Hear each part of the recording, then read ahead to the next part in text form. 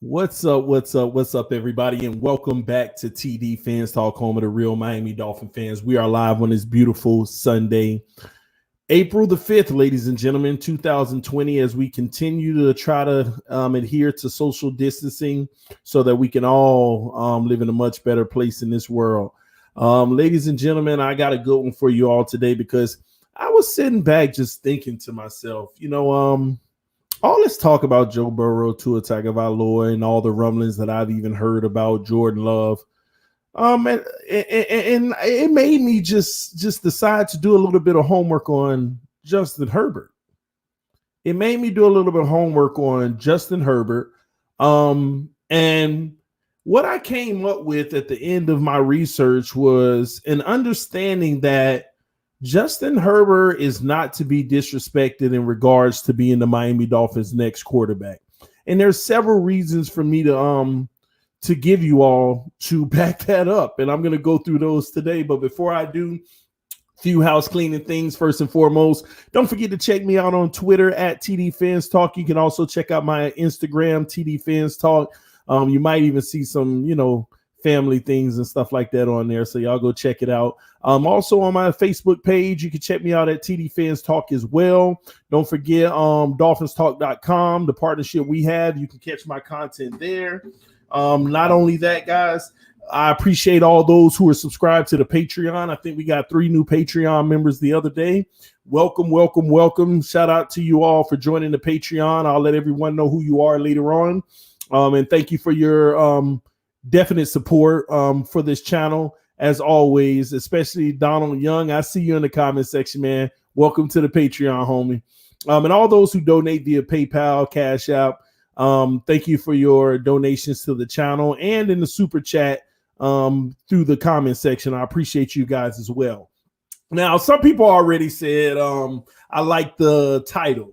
I titled this video, Miami Dolphins have Justin Herbert as the new target, ? And really, I wanted to put an exclamation mark, but I'd rather talk about it before I give a definitive or think otherwise, okay? And then on the back end of it, I put TD Phins Talk is essential, so stop hating, LOL. We're going to talk about that as well, guys, because I got a nasty email, which I usually ignore, but this one excited me because it actually got me to thinking. So to the hater that wrote it to me, you got me thinking, and I actually appreciate that, all right? Your hate has actually allowed me to view TD Phins Talk in a whole nother way, and it made me appreciate what I do even more. So shout out to everybody who's always supported the channel, because y'all gonna love what I have to say in that regard, and y'all gonna love to hear what was said to me, all right? All right, so first and foremost, I want to jump on Justin Herbert, and then we'll get back to that little piece of it. All right, so Justin Herbert, ladies and gentlemen, first and foremost, I don't want you all to be blinded by the recent articles and all the whispers around the NFL that's come out as of late about Justin Herbert and how it's Miami's actual target now.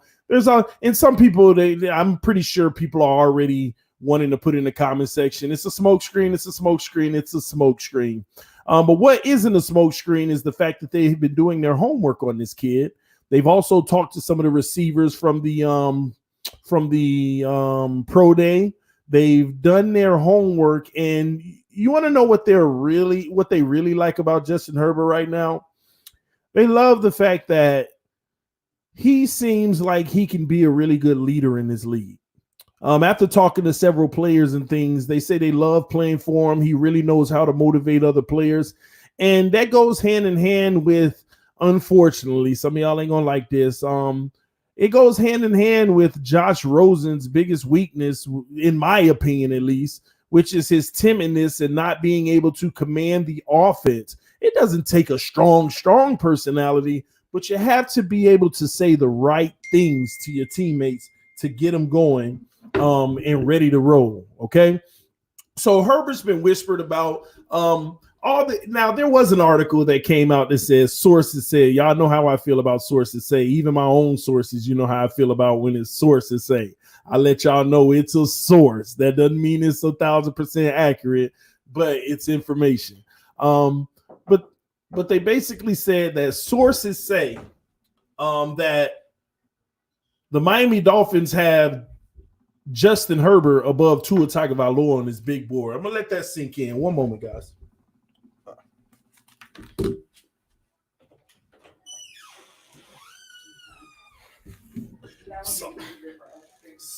Sorry, I keep forgetting to not lock the door. But some people say that they literally have Herbert ahead of Tua Tagovailoa on the big board. Now, do I believe that? Actually, I do. And the reason why I believe such a travesty or buffoonery, as some would call it, is for the simple fact that I would have him higher on the board at this point with the injury concern. It doesn't mean that Justin Herbert is a better player than Tua Tagovailoa, okay?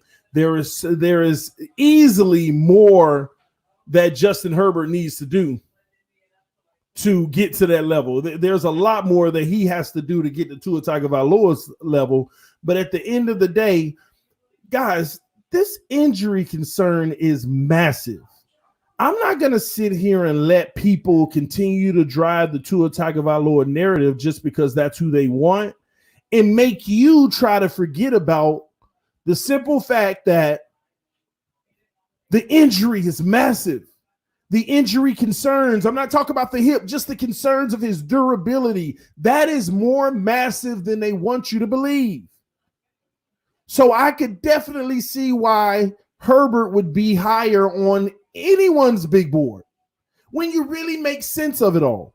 If you take the fact that you love Tua and you want Tua out of the equation, what if it was quarterback Joe Blow and he had injury concerns like this? Many would be saying the same thing. No, that's too much of a risk. But since it's Wonder Boy that played for Alabama and everybody wants him because the media sold him to you. And he sold himself because he's skilled. The kid is good. But what you can't sell is something that's broken. What you cannot sell is something that's broken. And that's real talk. You can't sell something that's broken, man. It's hard. And some people just won't let it go, and they're still trying to sell it. They're still trying to sell it. But I want you all to notice 2.5 weeks before the draft commences, 3 weeks before the draft commences, now the articles about Herbert, Love, Burrow, they're starting to ramp up. Because the truth is starting to set in. Is he Tua Tagovailoa? No, but he has a great upside, just like Tua Tagovailoa is at. And he's durable. And he does a lot of things very, very, very well on the football field. There's a lot of things that he can do to improve as well. Leading his receivers, different things like that. He can improve in certain areas. But Justin Herbert, his stock, everybody already knows his stock went up even more after Pro Day. After Pro Day, his stock went up even more, ladies and gentlemen. And the Miami Dolphins love this kid. I've been reporting to you all that they've been very high on Jordan Love even since last year. But at the end of the day, when you put 2 and 2 together and you put it all full circle, they got to interview this guy. They got to talk to people around. They got to interview people close to him. They got to interview players that played with him, and all of it came out very high. Now, I'm gonna throw a wrench in the game. Forget about him being higher selected than Tua.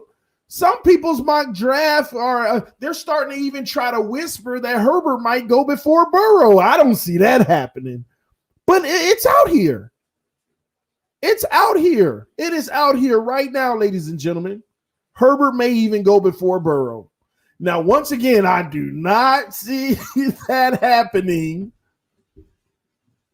But just to bring up that conversation, there's a lot of people very high on Herbert. Unfortunately for me, I never followed Herbert. I never followed Love to that extent. Those two guys, the second tier of this draft, what many want you to at least believe. But the more and more I do my research on these guys, I see why it's a safe pick. It's a safe pick in the areas where they need to improve are coachable. And that's why they deem these two guys of having such a large upside. And many say that Herbert has a larger upside than Love. And that's not a negative on Herbert. That's a positive for Herbert. So as I sit here and I'm thinking to myself, why have I blinded myself from Herbert so much? Is it because I had someone whispering in my ear that it's Love who they want if they can get him at the right point in the draft? And that'll be very hypocritical of me to treat Love like that and not everyone else. So everyone has to get the fair treatment. And that's why I wanted to give Herbert some love, because at the end of the day, I started to ask myself, how would I feel if we drafted Justin Herbert? Here's my issue, guys. As Herbert's stock continues to rise, because about 3 months ago, we were talking about Herbert possibly late first round, mid first round, maybe. And now he looks like he's climbing the charts. Just like Love has also made some moves to climb the charts as well. But I find myself saying, how would I feel if we draft a kid? And there's a part of me, even though his stock is rising and he did sell himself on Pro Day, here's what bothers me. I personally don't feel like Love nor Herbert is a number 5 overall pick.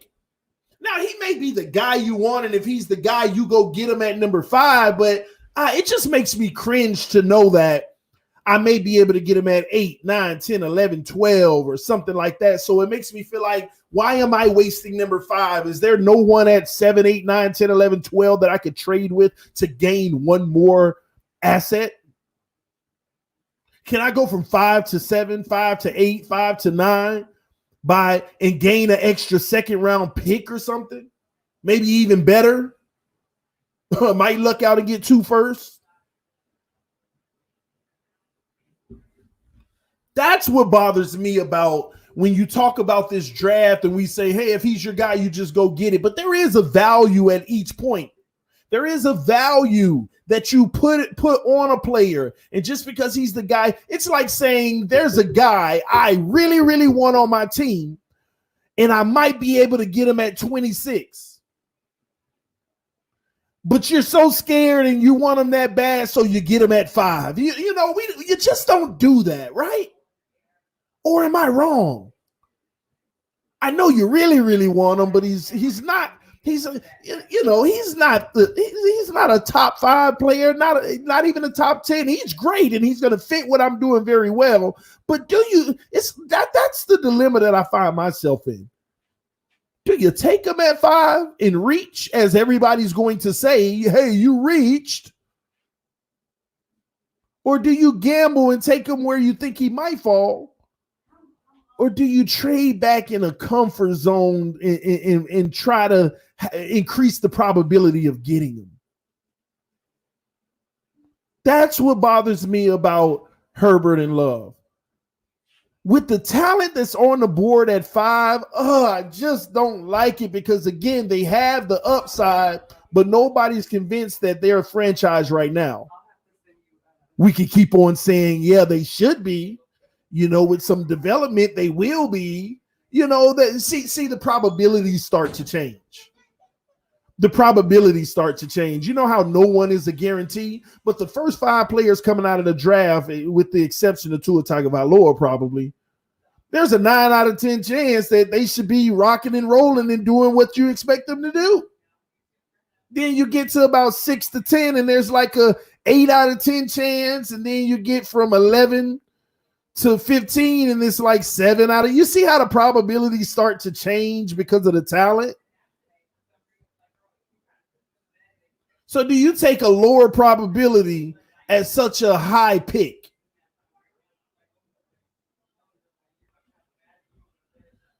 Someone just said your choice, TD, Love or Herbert, if both are there at 5.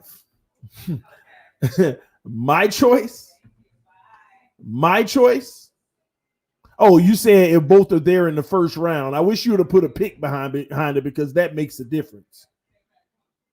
But my choice is going to be whoever has the greater upside, and I think that's Herbert.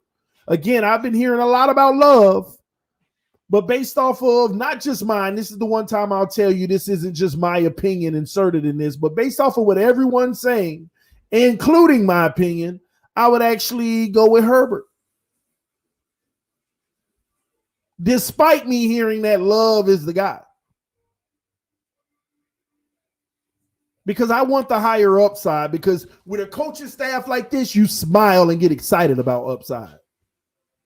Because with the coach like this, you take a guy that is going to become very good on a 6 out of 10 chance. With a coaching staff like this, you make him an 8 out of 10 chance to succeed. You increase the probability because we have the right people in place that can get results from players, that can motivate them, move numbers, results, that's what it's about. So I would say Herbert. Now, don't get me wrong. I wouldn't be mad either way, but you asked me if I had a preference right now, and that can change.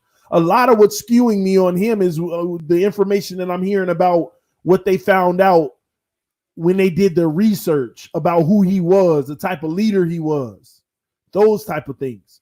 But again, at 5, I don't like it. I don't like it at 5. But then you ask yourself, hey, then you have to, because he's not going to be available at 6. Because if Burrow and Tua is gone, Chargers are going to take Herbert. I'm confident now. At least that's what I believe. Or Love. The Raiders looking as well. They're peeking through the door. So that's my biggest snag, y'all. That's the thing that bothers me. It's getting them so early. Someone said, I'm new here. Welcome to TD Phins Talk. Subscribe to the channel. Hit that like button, guys. Yes, hit that like button. We got 245 people watching and only 87 likes. That's how you can contribute to the channel and help it grow, by hitting that like button. And you know what? That's a good segue, because I'm going to get back on Herbert. In just a second. But the second part of the title was TD Phins Talk is essential. So stop hating. Haha. And I laughed because I got a little beautiful email last night, and it had me thinking, y'all, you know, TD's real good at ignoring the haters, so I could care less, right? He's really good at ignoring the haters. But this is supposedly a writer, and they do a lot of articles on the Miami Dolphins that wrote me and say, bro, you act like you know things. At the end of the day, you know no more than, what did he say? You know no more than the rest of us. I write articles at time for the team.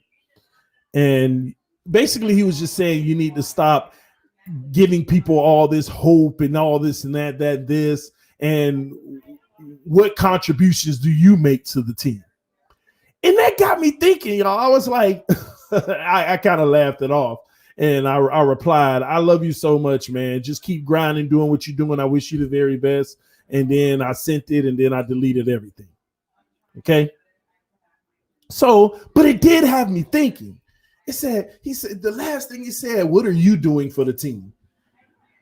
And I thought to myself, man, what am I doing for the team?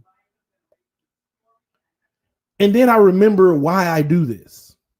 So hopefully the gentleman or gentlewoman, I don't know who's behind the name, hears me clear. TD Phins Talk is essential to this organization. And let me tell you why. Because TD Phins Talk is going to be loyal no matter what to this organization, number one. Number two, when we lost the first game last year, TD Phins Talk was there, and he was hurt.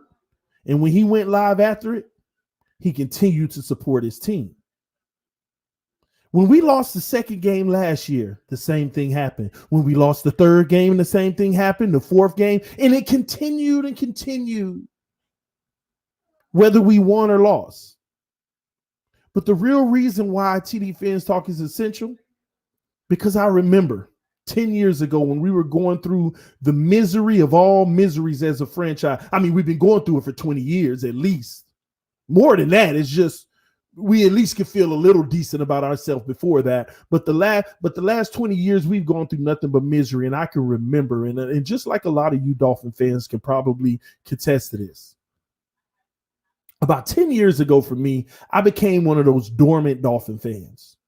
Love my team, but we ain't worth nothing because we never do nothing and we can't make a right decision to save our life. And what did I do? I got so low on my team that the only thing I would do is check the score after the game to see how much we lost by. For one whole season, yes, that was TD. I admit. Beat me up about it later. Have mercy. Have mercy. I became a dormant fan. And you really want to know why I became a dormant fan? As the media bashed us every chance they got, and I just had to get away from all the negativity. The reason why I became a dormant fan is because there was no TD Phins Talk. Do you know how many people that are on this stream right now, over 250, that could have been dormant last year? But they write me and they encourage me every single day saying, you're the reason why I stay into this. I learn so much more from you. I understand this and that now. Now your panelists help me see this now. Now I look at football on a bigger scale and I understand it's not as easy as people think. You got to consider more than what you just see on the field. It keeps them involved with something they love. And it keeps them having hope that one day we all will see our head coach and our best quarterback, whoever it is, hoisting the Lombardi trophy. That's what it is. That's why TD Phins Talk is essential. That's why.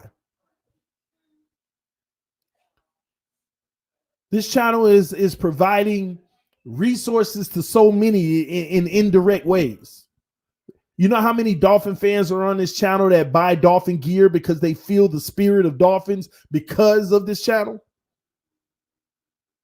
So I'm going to do my very best to continue to provide the best show, stream, panel, whatever we do as I can, because I remember when I went dormant and I didn't know. I'm going to be honest with you. I don't even know how I came back from being dormant. I don't know what got me to say, hey, what's that? I don't even remember. I really don't. It was one whole season. I never forget. Never forget. Kareem Williams just said, you be losing your voice every Sunday, every single Sunday. Losing my voice. Just like some of y'all, man. Some of y'all just finished sitting at home, biting your fingernails, and saw the notification and said, yes, something. And that ain't to toot my horn. This ain't about me. Bash me all you want, but don't come for TD Phins Talk, because I'm not just TD Phins Talk. The people that be on the screen giving their take, that's TD Phins Talk. The people that's in this comment section right now, that's TD Phins Talk. You can bash me all you want. Say, dude, you suck at what you do, but don't talk about TD Phins Talk. Don't do that. I love you, though. I promise you, despite what some would say hating. I'm going to stop saying you hating because I don't know you to judge you, but it just sounds like it to me. Despite all of that, I love you, man. Hopefully we can work together sometimes. You know, I'm willing. Everybody say drop the name. I couldn't do it because hopefully we work together at some point. We ain't got to be like that. I love you. You ain't got to love me, but I love you. So, ain't nothing you can do about it. I love you. I love you. And then boo boo. I mean, come on, man. Ain't nothing but love around here. So when the hate comes, we appreciate it because it tells us we're doing something right. It tells us that there's over 255 people watching right now that appreciate this. that appreciate it, man. And I appreciate it with them. I appreciate it with them, man. I appreciate it. TD, you may need to send a change order over to the Dolphins and tell them to pay you. You're keeping.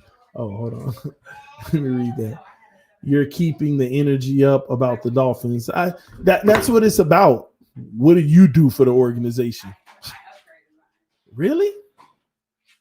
Really? I don't question what you do. I appreciate what you do, by the way. And I love you again. Don't get mad because I keep throwing them love jabs at you. Man, it's not that serious, man. So if there's anybody who don't like TD Phins Talk, you ain't got to like me, but if anybody who don't like TD Phins Talk, man, reach out. Let's collab, man. Let's change our perceptions about each other. Let's love each other regardless, or give constructive criticism or feedback, however you want to put it. I'm always open for it. You know how many people email me, hey, I don't like this and that and this. Maybe you should try that. Oh, thank you for at least offering a suggestion with it instead of just talking about what you don't like. Man, we're a family here, man. I know people now. I know people on this channel. I text people all day. I email people all day. And we're on Instagram DMs back and forth all day. We're on Twitter all day. Facebook all day. Phone calls all day. I got family on this channel now that I didn't have less than 2 years ago when I started. This is my family, man. Shout out to Vic Costa, another member of my family in TD Phins Talk. Said, TD, thank you, my friend. You're a Dolphin warrior. I appreciate that. We Dolphin warriors, Vic. We're Dolphin warriors. Love you, bro. Love all y'all, man. And that's real, man. So listen, it's real hard to steal my joy, but sometimes, you know, I don't mind coming on clapping back, but I'm going to clap back in love because I love you. Bow. I just keep on shooting them love shots at you, see? Listen, man, ain't no love bulletproof vest, man. Ain't none. You're just going to keep getting hit by me.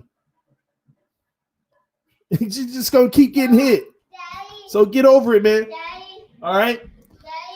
G Firm said, in the words applies, if you ain't got haters, you ain't popping.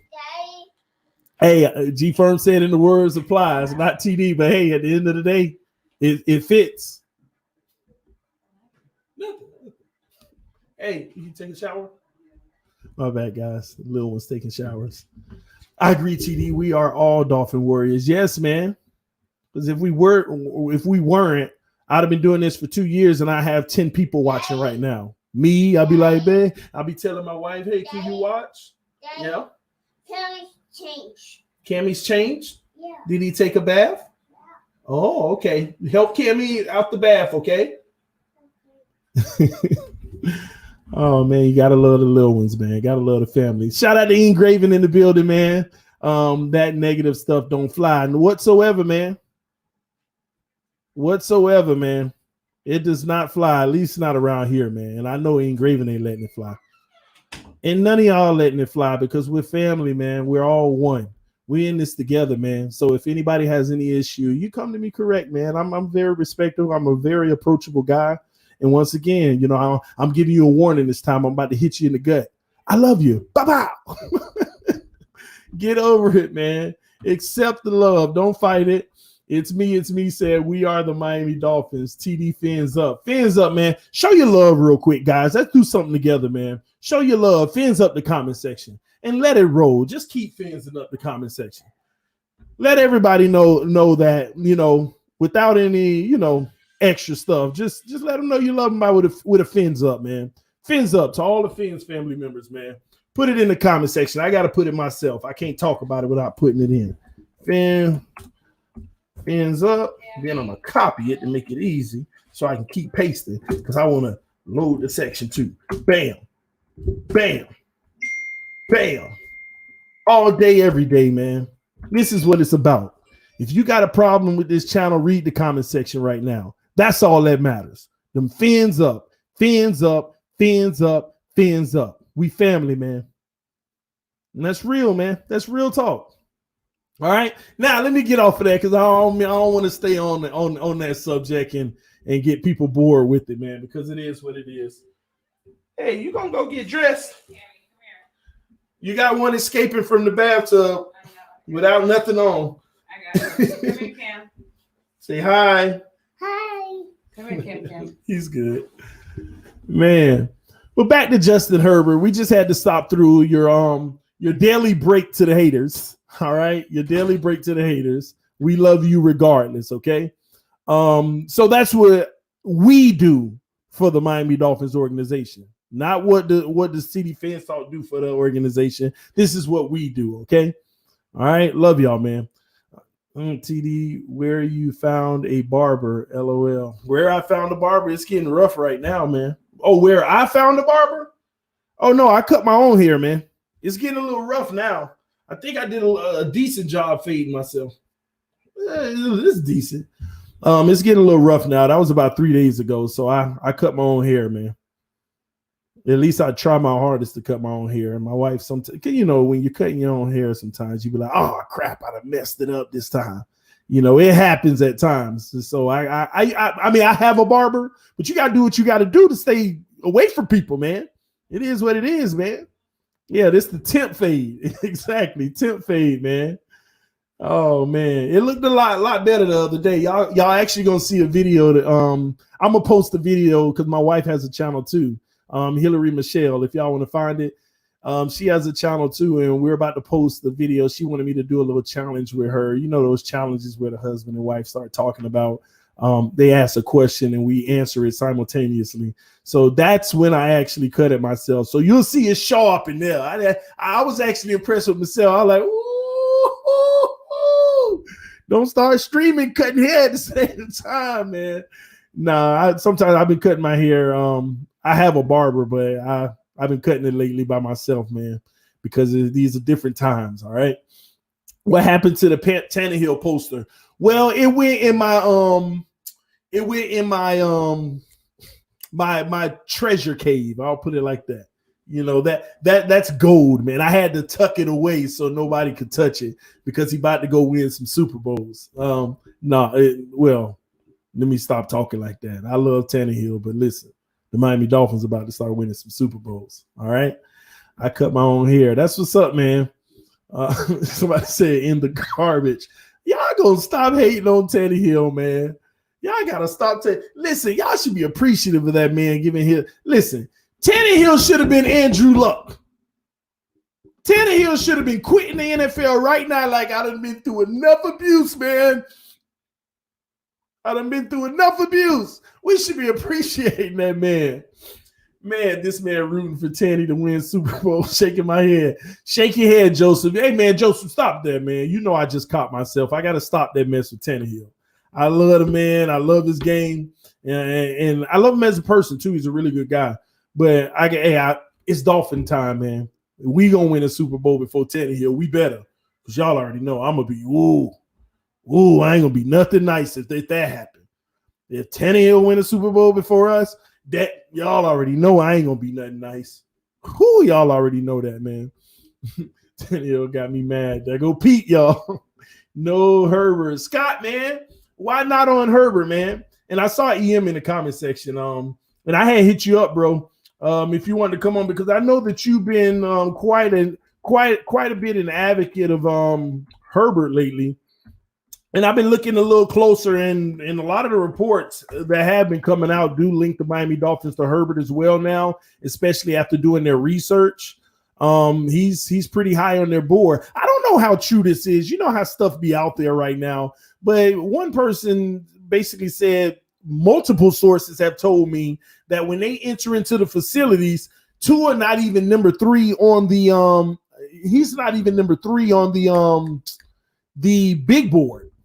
I don't know how true that is, because that means at the position, that means Herbert is in front of him, man, and maybe even Love. So I don't know, man. It's interesting though, very interesting. EM said I like Herbert and Love.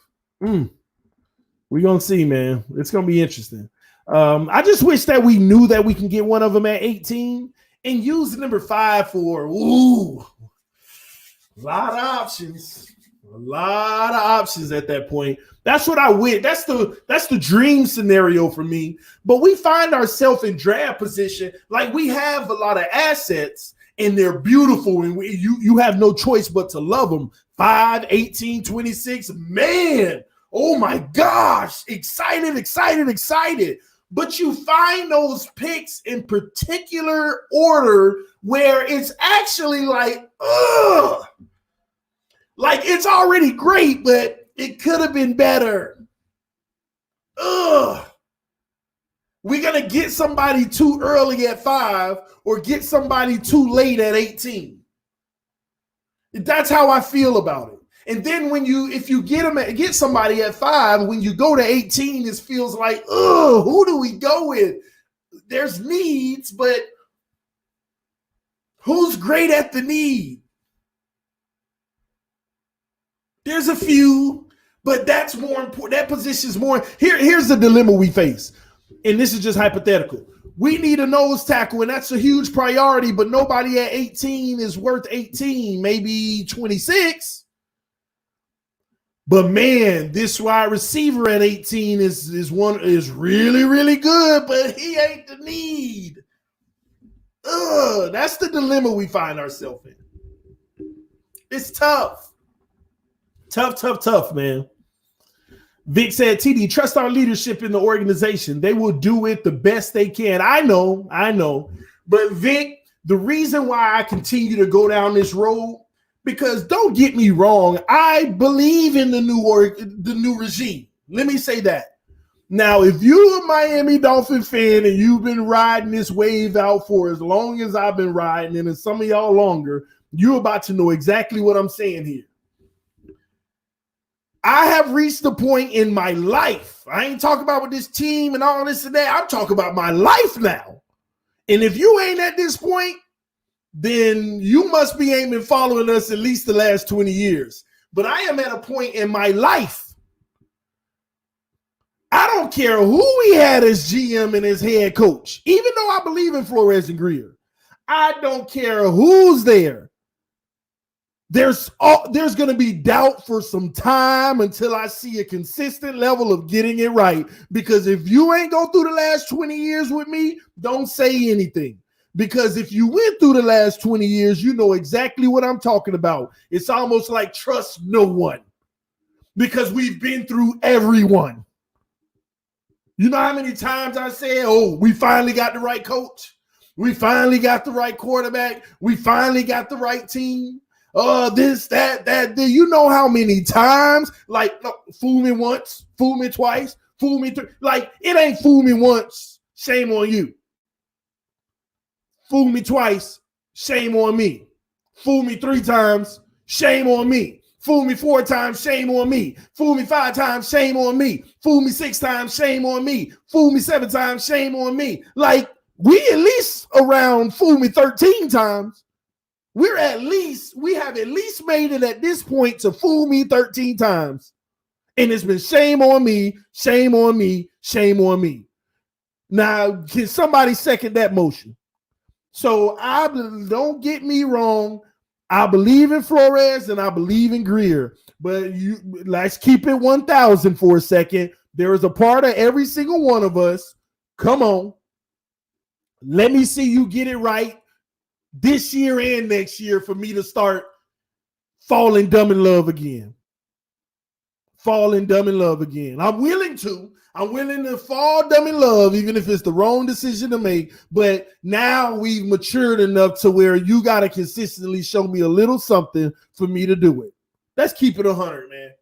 Let's keep it 100. That's the way it is. So I trust the process. I believe in them, and I believe in what they're doing. But for what we done been through the last 20 years,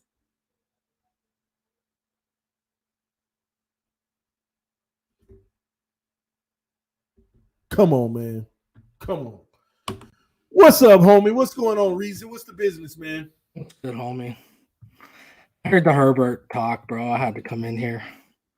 Talk to me, man. Hey, because I know you and EM he's mentioned it at least. Y'all have had some conversations about Love or Herbert, and y'all see a little bit of a difference there where you're more of a Love guy and he's a Herbert guy. Yeah.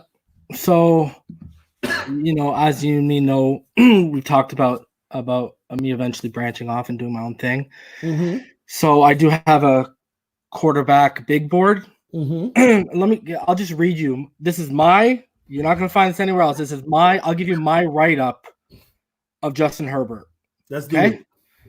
Okay. So he's number 4 on my big board. So at this point, I've already mentioned Eason and he's got the biggest arm in the draft. Okay. So I'll give you exactly what I wrote. The other QB in this draft challenging Eason for the strongest arm. His arm is so strong, it gives him leeway downfield on throws where his anticipation is late. Also has prototypical size. He's 6'6", 233 pounds. Has really good touch on vertical throws. Had the number 3 accuracy percentage on vertical lead throws. Has great athleticism and the ability to make things happen with his legs. Take the bowl game against Wisconsin as a perfect example where he couldn't get things done. He couldn't get things done in the air. He was 14 of 20 for 138 yards, 0 touchdowns, and 1 interception. But his 9 rushes for 29 yards and 3 touchdowns was the difference in the game. Oregon offense was designed to be more horizontal rather than vertical, which didn't play to his strengths. 31% of his completions this year came on screens, 4th most in the country, but he had the 2nd most yards in the country off of screens with 728. Something to keep in mind when you see his 66% completion percentage. Also, 8 of his 32 touchdowns, so 25% of his total, came off of screens. Beyond questionable underneath ball placement, as he was 50th in the FBS on accuracy percentage of throws 1 to 9 yards downfield. As athletic as he is, it doesn't translate to him being a great playmaker throwing the ball outside of the pocket most of the time. Gets panicky when pressure comes and holds on to the ball too long. Freezes when his first few reads are taken away a lot, which leads to sacks. Has taken 45 over the last 2 years behind a solid offensive line or on a broken play. 26 fumbles and 43 college starts behind a great offensive line leaves some cause for concern as well. Needs to work on his line of scrimmage acumen and post-snap reads. A perfect example of this being against Stanford this year, where he didn't recognize the overload pressure coming to get off his spot, and it leads to a sack. Herbert had the 7th highest percentage of pass yards coming from throws to an open receiver. Only other QB to make the top 10 in this draft class in that category was Anthony Gordon, who finished 4th. Mechanically needs a lot of work. Gets caught flat-footed, even in shotgun, because he never has ran a play under center in college. Doesn't line his feet up properly towards receivers' routes at times. Doesn't consistently tuck his front arm in and will show a swimming motion with the front arm that causes accuracy issues on throws. All that said, I've seen multiple instances where his mechanics are really good, and the throw that precedes it is a sight to behold, but those times of good mechanics aren't consistently repeated enough for my liking. Needs to improve on his head work as his head and eyes do shift at times, again causing accuracy issues with throws. Head, like eyes and head, is right to left, okay? Front arm is low, high. So I just want people to remember that. Overall, has shown flashes of brilliance, but the same issues with inconsistency against pressure, throwing with anticipation, lack of urgency, and poor situational awareness remain. Herbert hasn't shown a ton of improvement to his overall game in 4 years. And, I mean, when you look at him, if you look at his freshman season and then you look at his sophomore season, he was trending upwards, right? And then when you look at his junior season, it wasn't that good. So he had a grade under 80 overall. I have questions about I don't have questions about what you just read because much of it is factual and have been found to be true, right? And that's all a part about why they say it's his upside. So I'm gonna ask you a few questions about this reason. And ladies and gentlemen, trust me, everything you heard, you can take that and feel confident about it because that's what I love about Reason. He does his research. And one thing, and he actually studies these things, guys, and that's a fact. And also, Reason, he just plugged himself earlier, and I hope y'all know this because he's about to. You cool with this, right, Reason? Yeah, man. Yeah, he's about to launch his own platform as well, and that's what I love about him because we're gonna make sure that this guy in particular has that fan base that can be more educated and know more about the ins and outs of primarily these college players and how it translates to the NFL. So y'all be on the lookout for that. Y'all already know I'm going to be pumping it like crazy. So y'all get ready for it. So I want to get back into Herbert real quick, Reason. Yeah. So you say all these things and of course it's going to make a lot of people like, oh, that's a lot of rough things, right? But you did start out by reading some strengths and stuff, and then we went into the thing. There's a very big. If you wanted me to rank upside in this, it's Love, Herbert, then Tua, then Burrow. But Herbert and Love, miles ahead, have way more ceiling left to reach than Tua or Joe Burrow. Joe Burrow, especially, I believe. Well, now there's some things that some people would argue in some of the facts that you gave, given circumstance, right? Mm-hmm. But I want to ask the real question. To me, that's the elephant in the room. Mm-hmm. When I hear all of that about Herbert, I hear all of that about Herbert because it makes me want to run as fast as I can away from the guy and don't even think about drafting him, right? Mm-hmm. But what makes him better than Josh Rosen? I think he has a stronger arm than Josh Rosen. I think his deep touch, I talked about his deep touch in that. I think his deep touch is a lot better than Josh Rosen. And I think, one thing people don't realize, and, me and him have talked about it on stream here. When you get to the next level, a lot of coaches will break you down and build you back up. But there's also the negative side to that. And what I mean is Josh Allen. Take Josh Allen for a perfect example. He had a lot of issues that are somewhat similar, not all of them, but somewhat similar to Herbert. Problem was they haven't ironed those out or polished them out because offensively and defensively they were ready to compete right away. And so they haven't taken the time to develop those things. What scares me about Herbert is I think the Chargers could ruin him. I don't think he's ready to go day one. I don't think him or Love are ready to go day one. Well, I'm still caught up on something you said. He has a better deep ball than Josh Rosen. Yeah. Do you really believe that? Yes, I do. That's where we may part ways because I think Josh Rosen actually does have a very beautiful deep. Herbert has really good touch for deep balls. But Herbert, a lot of analysts say that he could put a little bit more air in his deep ball. No, his problem is you could put it more on a rope. That's because he's so strong. See, and another thing is you have to really look at the Oregon offense too. They're still how did they become really successful under Chip Kelly? Okay. Yeah, they have the offensive line coach is now the offensive coordinator, but there's still remnants of the Chip Kelly game still there. What do I mean? Well, when brought up Mariota weeks ago and made the comparison to Tua, it's not really valid because Mariota under the Chip Kelly offense, what was the main thing? Big running lanes for the running backs and a lot of space for wide open receivers. When you look at it, I was watching a Herbert, here you go. I was watching a Herbert highlight reel yesterday that Jordan Reed from the Draft Network posted. Bro, there was about 8 throws.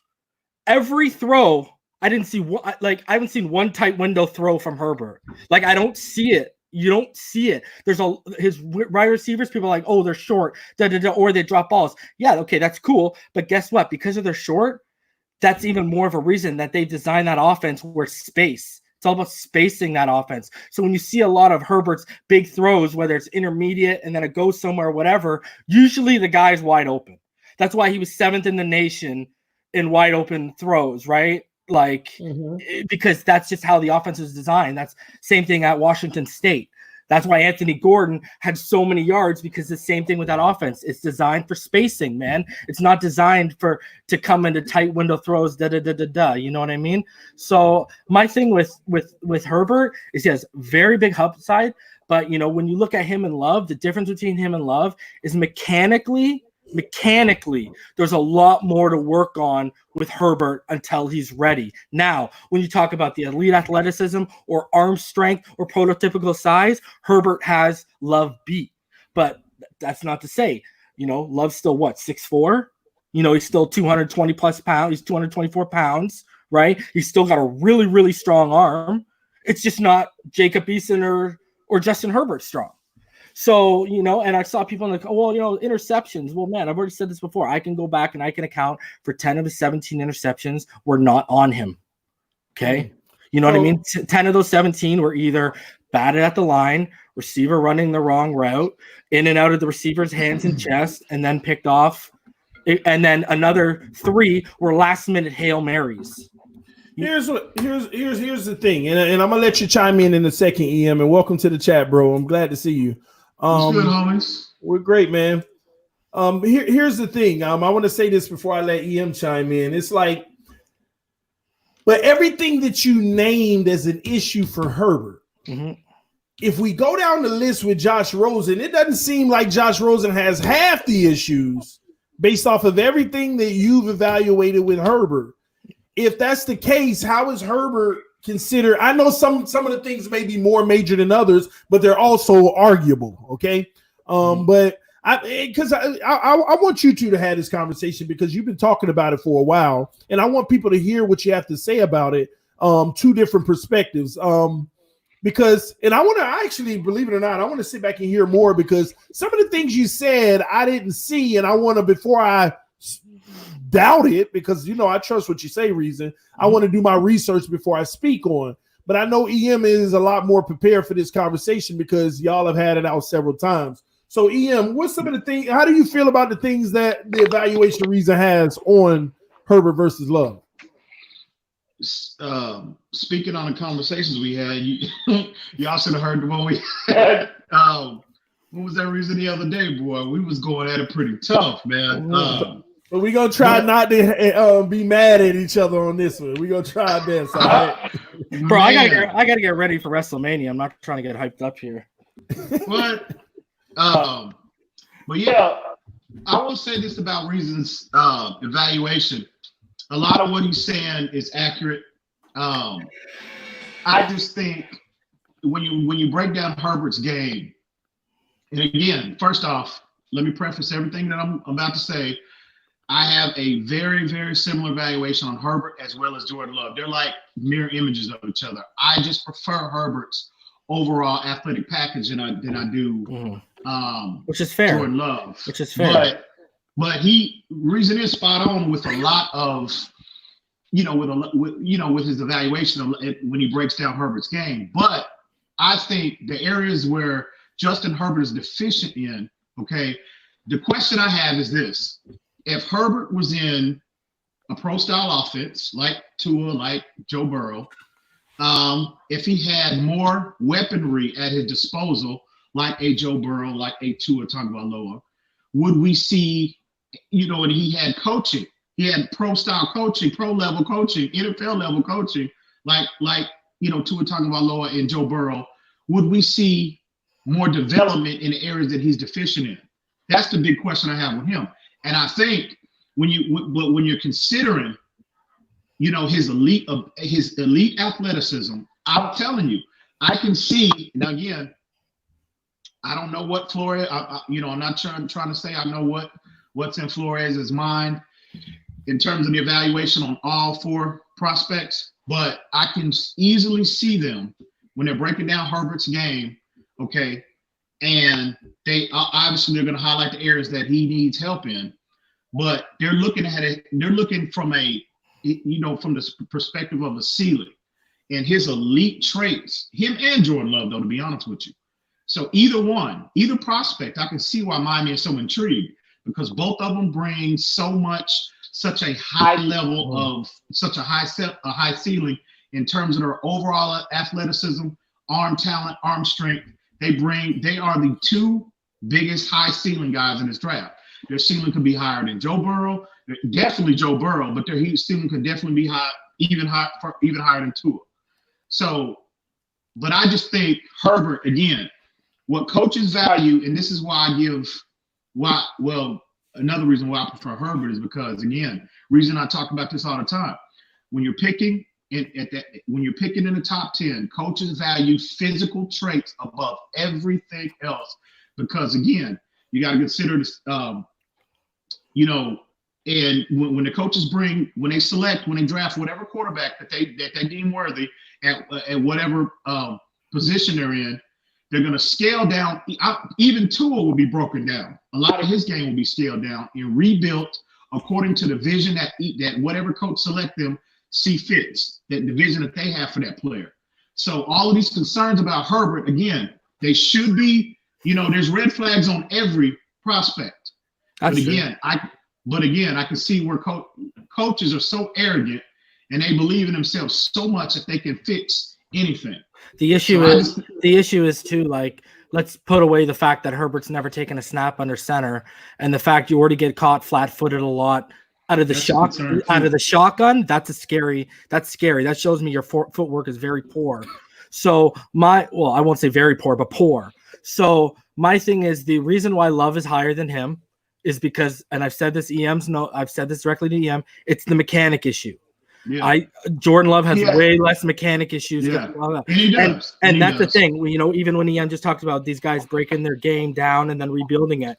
The reason why you can tell the Dolphins are so infatuated with Joe Burrow and even a guy like Tua is because when you go past the fact that Chan Gailey runs very eerily similar scheme to what they ran at Alabama, and then when you take what Joe Burrow just ran, it's basically like an extension of what Chan Gailey runs. So the terminology and everything is easy. Schematically, they're way better fits. And on top of that, they're way more polished. Right. So that's why I can sense that there's maybe an urgency for them to get one of those two guys because there's less work. You can here, let me put it this way. And you guys all know I've been preaching Jordan Love since I joined this panel. So it's not something new that's been since this offseason. Mm-hmm. But first of all, Jordan Love and Herbert are not worth the number 5 pick. That's my issue. That's my biggest issue. And the next thing, when you get picked at number 5, TD, you're expected. Bro, you're not supposed to be a project, bro. Yeah. And the problem is the only two that are ready to be day one starters in this scheme, just this scheme, are Joe Burrow and Tua Tagovailoa. That's it. Joe Burrow. You said Joe Burrow and Pat White. Yeah. Okay. No. But in terms of them being worthy of the number 5 overall pick, quarterbacks just by the nature of the position always for sure up in every draft. all the time. They always get pushed was Daniel Jones worth where he got drafted at? Not right now, but he will be potentially. He showed flashes that he will be, but he isn't right now. So can you guys see any of the TD, 4 guys fall into 18? No. Oh, absolutely not. Oh, that's because you know who I think the perfect fit for Herbert is? I don't think it's the Chargers because from everything I understand, because I've interacted with some Chargers people and I've told EM this, from what I understand after the combine, Jordan Love moved up their draft board. Okay, that's first thing. Number 2, I think the perfect fit are the Indianapolis Colts because of that offensive line and how it's comparable to what he had at Oregon. He needs, if you're going to start that guy, you need a solid off. You need look at what I rambled off, man. The guy had 26 fumbles in 43 games in the past 2 years. He's had a top 2 offensive line in the NFL. Yeah, that's tough. You need to protect the guy. He's used to having time. So that's a need for him. And I think that would, I look at it this way, TD. Another thing with Jordan Love. We just saw him deal with absolutely nothing. And we can still account for 10 of his 17 interceptions not being on him and legitimately being on the lack of talent around him. He's shown that he can perform. Did anyone watch the bowl game against Kent State? Jordan Love put up they put up numbers. It just Kent State put up over 50 points against the Utah State defense, so he couldn't keep up. But he put up 40 plus points. So he's shown he can make something out of absolutely nothing, whereas you can make the argument for Burrow, Tua, and even Herbert because of that offensive line and CJ Verdell is running back that they've all needed at least something. You know what I mean? And he's lived a life with nothing, Jordan Love. So that's another thing you got to look at in the context of the situation. But I think, Herbert's main issue with me, I think, and reason just he was spot on when he said the main difference is a mechanical issue. Now keep in mind, either one of them, because I think Miami has a very similar grade on both of them. There's a lot of conversation around all 3 of them. It's neck and neck. All 4 are neck and neck, really. Yeah. So it's a mechanical issue. All 4 are neck and neck when 2 is healthy. Yeah, but all 4. Well, I look at Tua and Burrow are neck and neck when 2 is healthy, and then Love and Herbert are neck and neck. That's what I meant. Right. That's what I mean. So, but I look at, but like Reason said, his biggest issue with Herbert, because Herbert, if you go back and analyze his film, he's flashed brilliance. Sure. He's made throws that'll take your breath away. Mm-hmm. But his issue, the reason why he's not as consistent See, that's why we love reason we love Tua so much is because Tua is just flawless. His mechanics are He has the just best flawless, mechanics in the draft. He has the best repeatable and consistent mechanics in the draft. And I would even go. I'm even willing to go out on a limb and say that they're the best I've ever seen from a prospect at this point. I mean, it's like Peyton Manning-esque already. But again, Herbert, if they decide to go and select Herbert, again, he'll be drafted into a program that emphasizes discipline, technique, mechanics.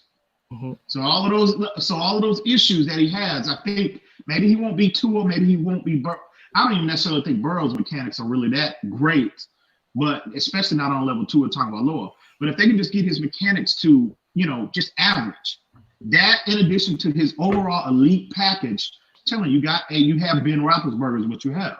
And that's why I just think he's just such an imposing athlete at that position. That's why but Jordan Love he's not a small guy by any stretch. He's 6'4", like 225, 224. Exactly. Right? So he's not, it's just a slight edge I give to Herbert. And that's where we differ. Well, and you know what? If Herbert's mechanics were a lot better because of the prototypical size, elite athleticism, and elite arm strength, if his mechanics were better, I would be a fool to not say that I give him the slight edge over Jordan Love. Right. I wouldn't be able to. I would have no credibility in my eyes. So, and I saw someone earlier, like they're talking about Rosen, and people, and they're talking about his arm talent.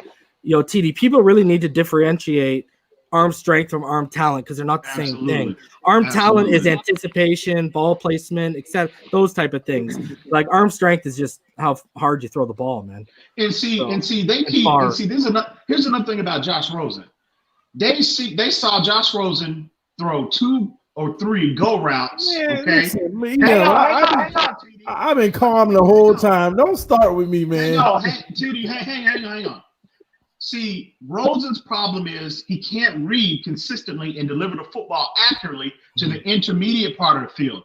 That's Rosen's problem. And I'm going to tell you 2 reasons why. Number 1, he has struggle reading. 2, I keep telling y'all, he does not have elite arm strength. When you're delivering the football in that part of the field, okay, the intermediate part of the field, you either have to have elite anticipation or you have to have a very, very, very strong arm, because that is where the majority of the football field and the windows are smaller. So if you don't have that's why you saw Burrow succeed. That's why you saw Burrow succeed, because at the college level in that system, his anticipation this year was elite and his arm strength wasn't. Also, in fairness, when you watch a lot of Burrow intermediate over the middle, Jamar Chase, Justin Jefferson, like they're wide open a lot of the time. Like they create separation easily. So y'all can stop. Y'all can stop getting on Rosen. Here's another nugget. Here's another nugget about Ryan Fitzpatrick, real quick, before we transition to another topic. Here's another nugget about Ryan Fitzpatrick. Reason why this is, again, in my evaluation of Ryan Fitzpatrick, the growth that I saw was his distribution to that part of the field this year. His anticipation improved significantly. And you see how accurate he was to that part of the field all year. So, again, Rosen's problem is y'all are looking at a deep ball. With actually a deep ball to go route, that's an easier ball to throw than trying to fit the ball into a tight window in the intermediate part of the field. That's an easy route. And guess what? To me, he does it better than all of them guys. So you can hate all you want, man. Bro. All right, so let me ask y'all a question, because I'm gonna get y'all off of Rosen, because that's all EM at least want to do. Shout out to I got more. Shout out to Kenneth Clyte with the donation on PayPal, but he had a question for us. And I want to see. Hang on. I want to get you. Sorry. No, you're good. I want to get you guys' take. Can we get the 9th and 20th pick from the Jags plus Yannick Ngakoue for the 5th overall pick? That's ridiculous, bro. What do you need Yannick Ngakoue for? No, I'm just asking. This is the question. Could you do it? That's a lot to give up to move up 4 spots for the Jags. No, bro. No. Only way I see them able to wanting to give up that package is if Okuda or Isaiah Simmons is on the board. Okuda especially, which he won't be. Because they got to replace when they want to replace Ngakoue. And now, EM, you said why would we want Ngakoue? Yeah, why would you want Ngakoue? He's not, in my opinion, he's not a scheme fit. Okay, especially especially comparable to the players that we brought in, bro. They are exactly what we need on the edge. It's this thing that you have with I understand when you say the scheme fit, but it's this thing about the guy who really can get to the quarterback when we need him to.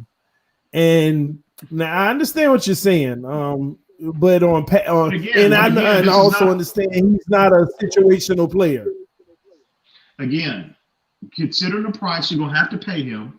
Okay, and again, this is not a scheme that prioritizes. This is not a scheme that prioritizes individuality to generate the most pressure on a quarterback. I've been telling y'all that all year. So why would you make an investment? Why would you make an investment like that? And then you have to turn around. So you're gonna pay. He doesn't grade out as in terms of the run game nowhere near as high as Shaq Lawson and Emmanuel Ogbah. So you're paying that. You're gonna have to pay him. You're gonna trade. You're gonna make this trade. Then you have to turn around and pay him $12 million for a situational pass rusher. No, that makes no sense at all. I'd rather just want the 9th and the 20th, to be honest with you. And not Ngakoue just for 5. Yeah. And give me like a 3rd or a 4th. 9th and 20th. Can we get one of those 4 quarterbacks at 9? Yes. Who? Because I think 3 of them are going top 6. You're gonna get the one that sneaks out. Who is that? Depends on who you want to believe. Mm-hmm. It's going to be Herbert or Love. That's all I can tell you. It's going to be one of them. Yeah, that's all I can tell you. But I told you guys. Because it also watch out who trades up. Yeah. Well, I told you guys a couple months ago, even before the combine, watch out for the Raiders because they were infatuated with Kyler Murray. And out of the top 4, who has more Kyler Murray type of traits? It's Jordan Love because Jordan Love was the most evasive when it came to sacks. Only 15.7% of pressures against Jordan Love turned into sacks. So he's very evasive. I will say this about Miami.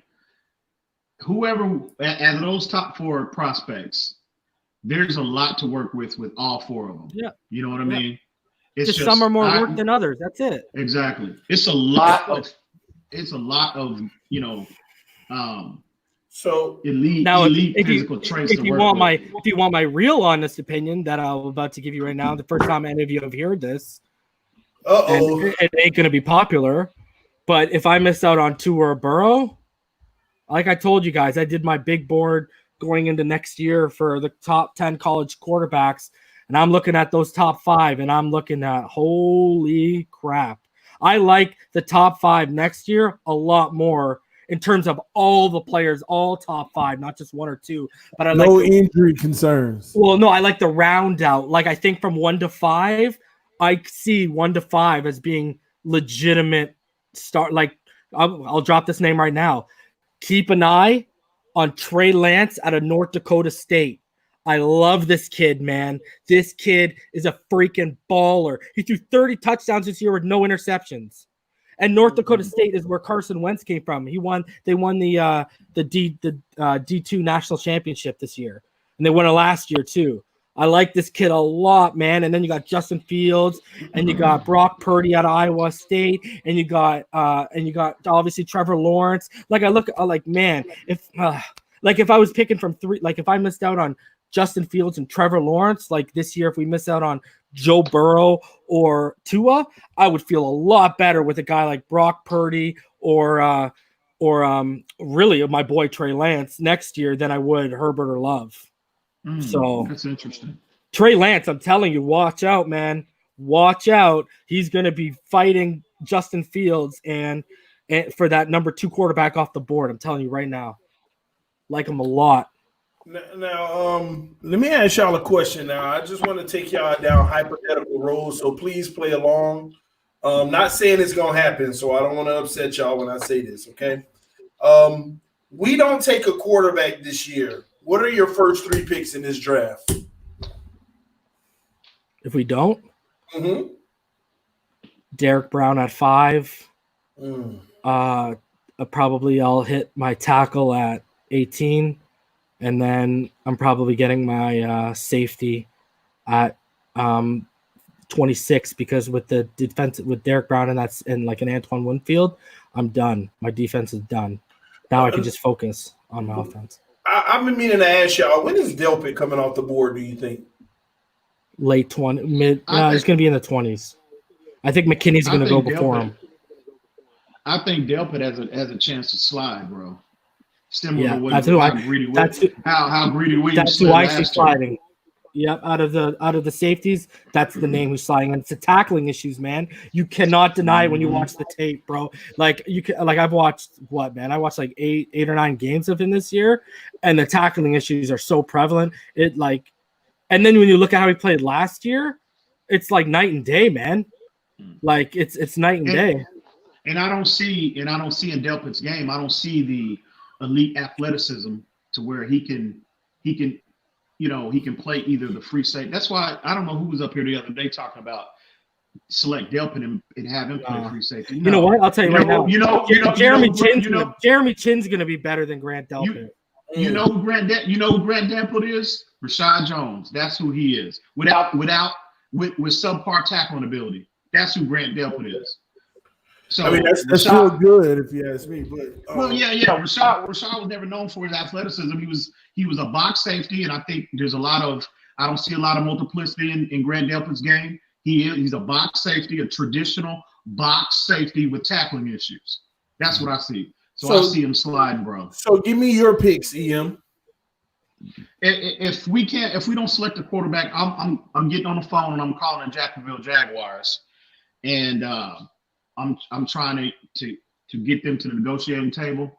And if they do come, if we do come to an agreement after 9, and that's where I'm targeting Derek Brown, because I think he could possibly. I think top 10 is where. You think he's gonna slide to 9, bro? Yeah, I think that's a possibility, bro. I really do.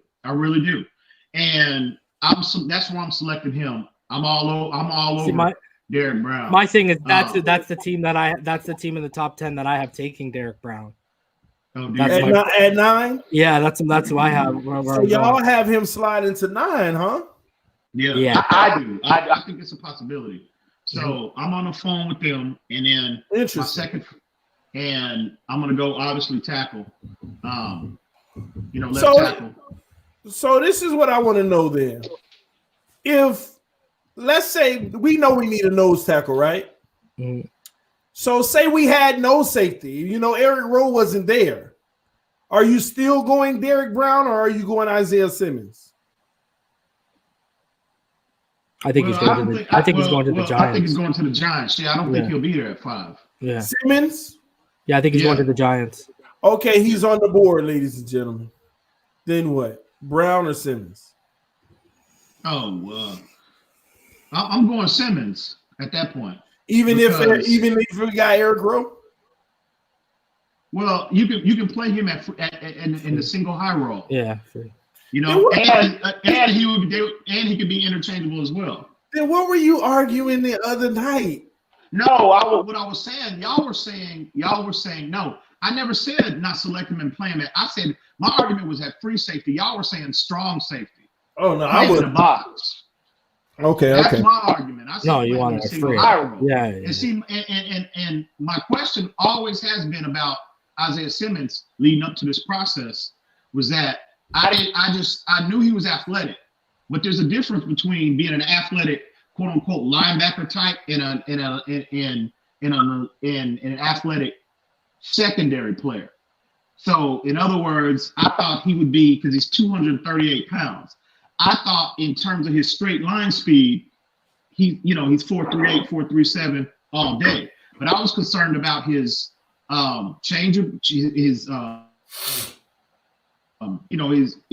the playing space consistently matched up on wide receivers. That's what I was concerned about. But once I saw him at the combine, how he worked out in his 3-cone and his 10-yard split and all his change of direction, He's a 238 pound. He moves like a defensive back, and that was my biggest concern. Yeah, with him.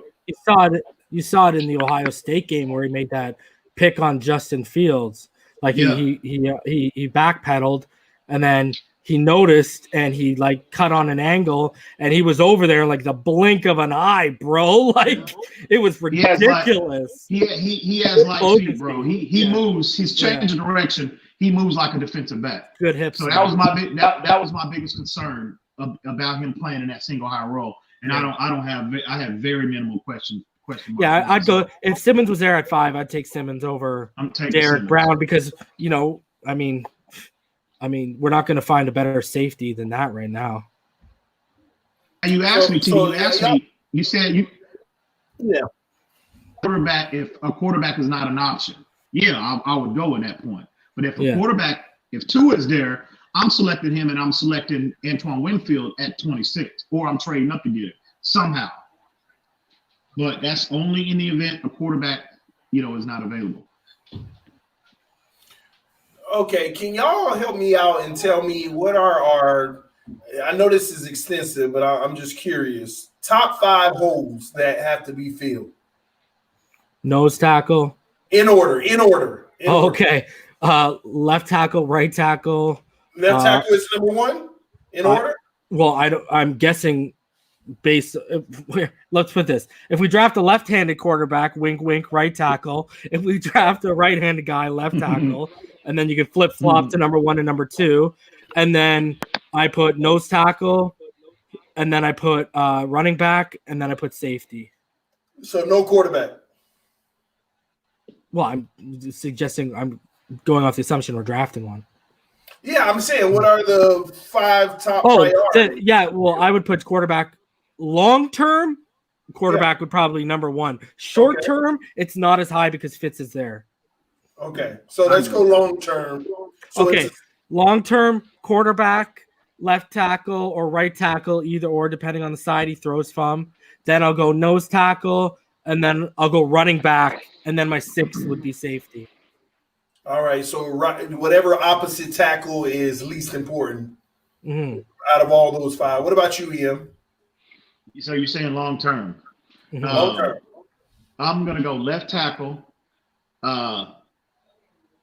Biggest hole. I would say left tackle, and I would say safety. Left tackle, safety, nose tackle, right tackle, running back. So you got no quarterback in long term? I'm sorry. He don't believe it. He don't believe it. Hey, coming out now. Bro, I was shocked. My jaw almost hit the floor. The truth coming out. My bad. I'm sorry. I'm an idiot. I'm always assuming we're gonna select a quarterback. But yeah, it will go quarterback, left tackle. What did I say? Safety. No, and then nose. Right tackle. I'm sorry. Quarterback, left tackle, nose tackle. What about? I can't even think straight, bro. Quarterback, left tackle. What did I say? Nose tackle? Yeah. Okay, yeah. Nose. I would go right tackle. No, safety. And then I would go right tackle at that point. Right now, the long-term needs that we have on this team right now is quarterback number 1. And this is just my opinion. This isn't knocking y'all's. Quarterback number 1. Nose tackle number 2. Ooh. I'll explain why in a moment. I already know what you're going to say. I agree with you. Flip-flop. Nose tackle number 2. Left tackle number 3. Right tackle number 4. And safety is number 5. The reason why I have nose tackle number 2 is because, again, without that anchor, man, because, again, I put more emphasis on defense before I do offense. That's just my football philosophy. I'm more of a defensive emphasis guy because, again, I do believe in what Bill Belichick says when he says it's hard to lose a game if you can stop the other team. Bro, all of you are ball game, EM, even Finstandy. You're all defense. I'm the only offense guy. No, I'm down for offense. But no, I know what you're saying, but I know what you're saying. I need that nose tackle because let me say I didn't know better. I didn't know better until what's his name? What's his name? Charles Harris on the defensive, the nose tackle, when he went down. Which two got hurt that year? Tannehill's last year. 2 years ago. We had two nose tackles go down, remember? No, I don't actually. I don't remember. Yeah, I don't remember. Hold on. Y'all help me out in the comment section. Who are our two interior defensive linemen that went down? I don't know why it's not coming to my mind. Tannehill. No, it was 2018. Well, yeah, Hayes. That's what it was. Okay. No, because William Hayes was a defensive end, bro. Well, they had him inside a lot of times. Remember on the play that he got hurt, he was on the inside. It was a stunt. He stunted and looped inside and he got hurt. Yeah, that's why he stunted and looped inside and tore his ACL. But Hayes primarily was a defensive end. I actually learned, so I want to help people understand my level of education when it comes to football. I know a whole lot about football, but I'm constantly learning. But that year, Vincent Taylor, William Hayes, whoever the two guys that got hurt on that DN, for the first time, I understood the importance of that interior D line. I understood that we couldn't stop a singles person run. I mean, it felt like everybody averaged 7 yards on first down on the run against us. And I would see Matt Burt tell the linebackers, like, it's like he basically had them selling out. And it goes back to the Houston game that year. Play action, how we were getting murdered. Like, you would see the running backs not even care about the guys running behind them, getting behind the defense, because we sucked so bad in the run game that we would literally load the box with 8, and all 8, even if it was a pass, had to go to the run. And then we would get murdered in the pass game, and I would be yelling, play man to man. But that's when I learned, guys, it doesn't matter. If that middle is the ankle, it is a ripple effect on the defense. Yeah. We can have Byron Jones and Xavier Howard and all this and that. If that middle ain't anchored, teams will chip away and it gets depressing. And on defense that year, it was depressing. That's why I don't like Matt Burt now. I really don't. I love everybody. But Matt Burt, I don't like you. Because I got to add I love you in there. I love you, don't like you at all. Because I tell you, that scheme, that wide 9 scheme, that wide 9 one gap scheme is horrible. Unless you have guys like San Francisco has up front. That is absolutely horrible first round pick after first round pick. Especially in terms of stopping the run. It's horrible because prioritizing the run is secondary. That's basically, you remember how when they brought Matt Burke in and I remember when the beat writers they questioned him about his overall philosophy of the defense, and he said, well, he basically said my philosophy is that basically 4-3 whatever, one gap scheme. And they asked well, exactly what does that mean? And he was like, well, we prioritize penetration and get after the quarterback. And by the way, on our way to the quarterback, we're reading and reacting and focusing on stopping the run secondary. So I was like, So immediately, I knew there was going to be concerns. And then again, another reason why you transition to Flores's overall philosophy, especially from a formational standpoint, it's a 34 base front that deploys 2 gap principles as opposed to 1 gap. 2 gap is prioritizing the run first. That's why when we talked about this on several streams back, that holding the point is so important, because that's what your primary responsibility is, especially when you're talking about in the A gap, A, B, or C gap, is playing with your hands, heavy hands prioritized, engaging, okay, head, eyes parallel with the line of scrimmage to diagnose what is transpiring as far as what the offense is doing. If you go back and recall when they introduced Flores and Patrick Graham, they articulated everything what they prioritize, and this is what I've been telling y'all all year. That's why you can't just say, when the free agency process started and they were seeing all of these players that potentially could be coming to Miami Dolphins, I was going through researching what backgrounds they come from, what schemes and athletic profiles. Mhm. That's why I emphasized that all year long when I was telling y'all about the potential players Miami Dolphins would target. Scheme is everything. I was your biggest when you brought that up. I still remember you brought that point up, bro. I was your biggest supporter of that because, and look what turned out to be. Like when you said that when we talked about, I remember that stream because that's when Kyle Van Noy's name first came up, and that's when it was like that. It made too much sense. I didn't. So first of all, I didn't see him leaving New England, in my opinion. But I remember when you did bring it up too. And it's kind of crazy because you never get anything right, and that's what blew me. When you know, I hear you. I hear you, bro. But again, if you close your mouth and humble yourself, and listen, you'll learn something. That not just for you, but that's everybody in the comment section as well. Okay, these non-football individuals in the comment section. I'm gonna give you that one today, EM, because it's Sunday. Right? Okay, so let me say this because I personally believe, even with the wide nine, with what we're running now, I believe that defensive tackle is even more important.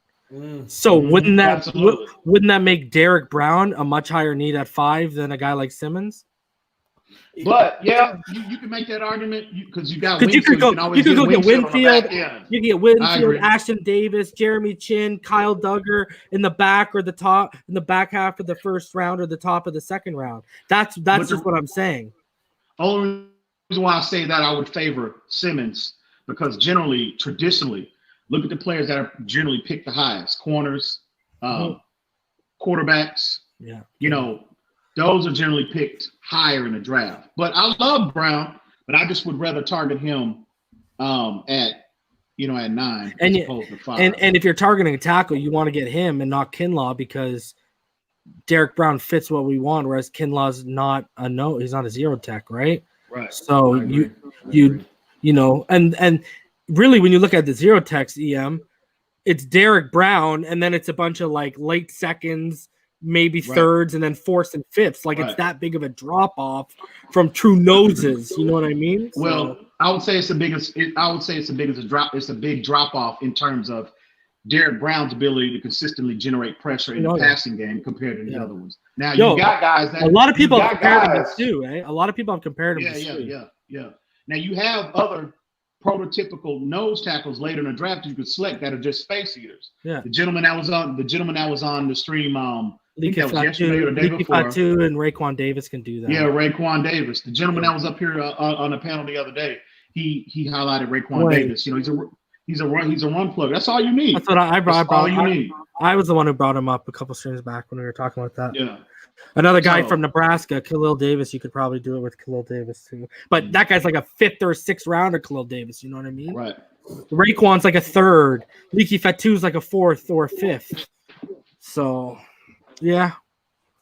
Hey guys, are we sold on Raekwon? Raekwon who? McMillan.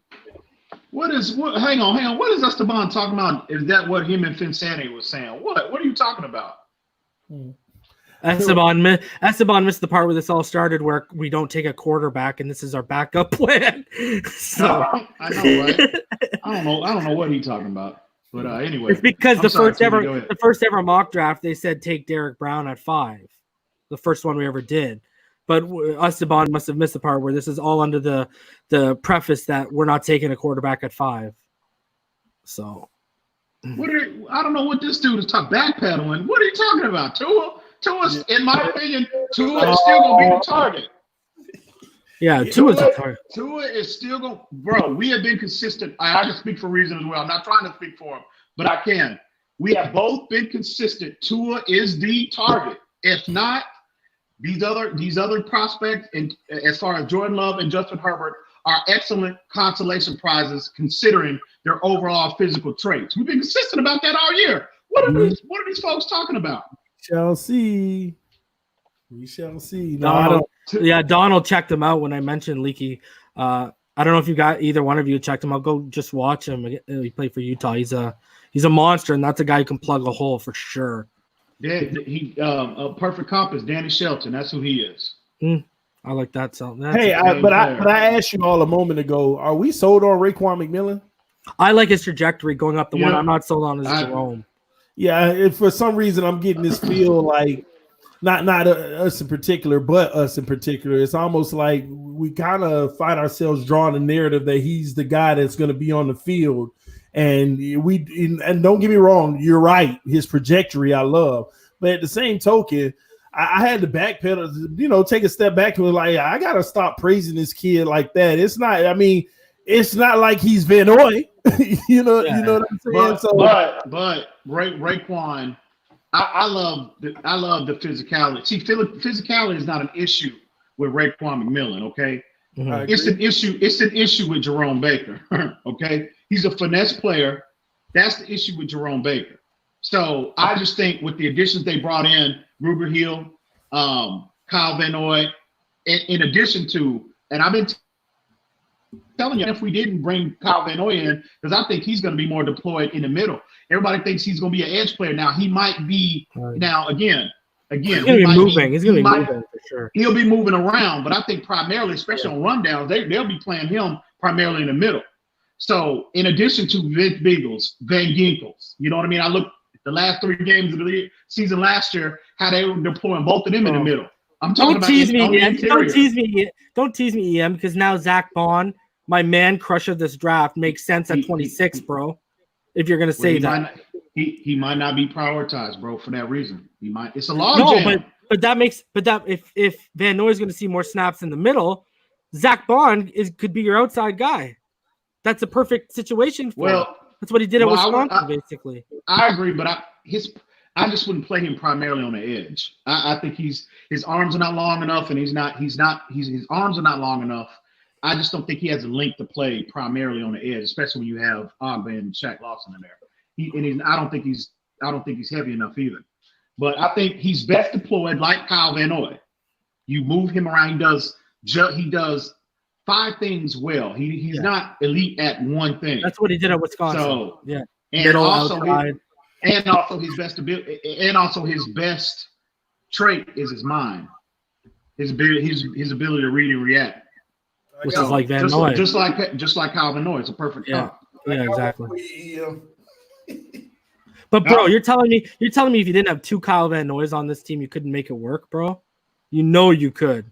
Oh, absolutely. And also, Kyle Van Noy is 28 years old, so I could see them. Don't get me wrong. I'm not saying I don't want him. I'm just saying because of the log jam we have at linebacker, he might not be prioritized. Oh, that would be Jerome Baker. You better print Jerome Baker's ticket if they draft a guy like that. I got it. I'm telling you, I got it. I got my stack of us waiting on the word. Just waiting on the word from Flores. I'm scheduling appointments probably in about 2 weeks. Tell us what tickets you got, Ian. What tickets you got, man? I will be scheduling appointments in about shortly after the draft, and I'll be meeting all them gentlemen down in personnel to issue them the tickets out of town. And I will say this: Josh Rosen is at the top of the stack. I will say that. I will say that. So you say in 2 weeks? It'll be short draft. We're Preston Williams days away right now, right? 18 days away. Mm-hmm. Tomorrow we're Tannehill days away, TD.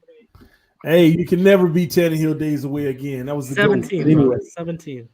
Man, so listen, you're right though. 17 days away, it's about to go down. All this talk we've been talking about almost a year now, guys. When you really think about it, and all of it's about to come to a lot of revelation. We're about to have a lot of revelation on many things. And another thing that we have never ever talked about, and I haven't heard anybody talk about.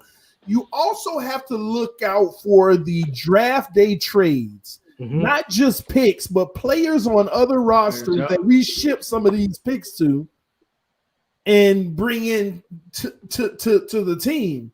Those are still on the table, which in essence is another way of free agency. It's just you're gaining players in the draft by sitting, just like we acquired Josh Rosen. We got the player. Well, that was actually a steal regardless. But y'all get my point. There could be players on their way, but via draft day trade. So I think, I don't know if you've heard TD, but I agree. Armando said it, and someone else like Kyle Krabs or Adam Beasley, someone else said it too. Apparently, they really covered Jedrick Wills, eh? So I could see, because there's so many picks, I could see them, they make that pick, they get whoever they want at 5, and then they try to move back up for a tackle. So I could see that definitely happening, man. Man, a lot of things can happen. Listen, I know that this would be me rushing, okay? Now, I know some of y'all asking to send the link, but the reason why I'm not sending it at this point because the stream is about to end pretty soon. But not yet, but it's about to end. But I will say this. There's an impatient part. Let him on, TD. Let him on. I don't have the time, no, I really don't. Because I also have some other things I want to get across. Hey man, you know, made me forget my thought. Gosh, what was I thinking? Trust me, I guarantee you it wasn't about. I guarantee you a straight buffoonery. I guarantee you that. No, it wasn't, straight man. buffoonery. It wasn't. Yeah, you done threw me off for real. But okay, draft day trades. Mm-hmm. I done lost it, man. Thank you, I appreciate it by telling me to let them on, huh? I guarantee you it was going to be 99.9%. I brought up ETD. I brought up Jedrick Wills and then moving back up for a tackle. Oh, yeah, that's what it was. There's this rush factor in me that wants to bring some of next year's picks over to this year. I don't think people realize if we really wanted to and we wanted to finesse the system, we could have 6 first-round picks this year. Literally. If you like you take those seconds and you move up, you take next year's and you come in and now with all this talent.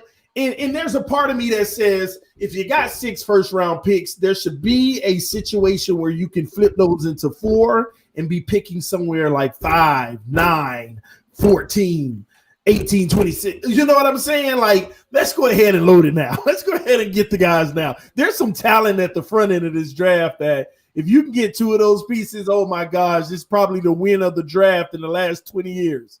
But there's a piece of me that feels like next year's draft picks will be in play this year. May not even be in that scenario. But a pick from next year might even be in play coming into this year to make some things happen. 18 isn't a sexy pick, and we might want to go to 12. 26 isn't a sexy pick, and we might want to go back to 19 or something for the next guy or something. We got the assets. I hear you, TD, but I just think next year's draft is going to be so much more deep, bro. I want TD. The reason why I don't want Andrew Thomas, I'll tell you right now, I want Penei Sewell next year from Oregon, bro. Let me tell you this, TD. He's in the early Heisman talks for next year. A freaking left tackle, bro. He had like a 97.5 grade this year. He could arguably be the best left tackle prospect to ever come out. Like, I want that guy. If I'm going to pay big money to a left tackle, give me that guy. Or I want a guy like Micah Parsons from Penn State. Like, give me a linebacker like that. And then I'd like to talk about the quarterback class. If you missed out on your guy, there's so many good quarterbacks last year. But if you get your quarterback this year, that's why I'm okay. If they want to move up and get Wirfs or Wills, the natural right tackle, as their number 1 guy, I'm 110% down with that. And get a left tackle in the 2nd or the 3rd, and then go make a run at Penei Sewell next year. And we'll have the best offensive line in football. I'm trying my best to not mortgage anything from next year in this draft. I'm not doing that, bro. I'm even trying to parlay some of those picks that we have to even gain additional capital for next year. That's what I'm trying to do.